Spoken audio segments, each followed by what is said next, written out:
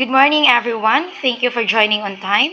Today's meeting is about planning our upcoming Community Product Showcase 2025. Let's make sure we finalize our promotional strategies and team assignments. Good morning, Miss Venus and everyone. For promotions, I suggest using both online and offline strategies. We can start a social media campaign next week and post teaser videos to create excitement. That's a great idea, Princess. I can work on creating promotional posters and banners. I'll make sure that the design will match our theme and product branding. For the event setup, I coordinate with the venue management and suppliers. I also prepare the event checklist to ensure everything runs smoothly. Excellent.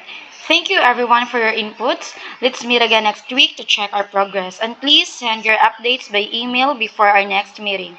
Thank you all for your time and professionalism. Have a great day, everyone.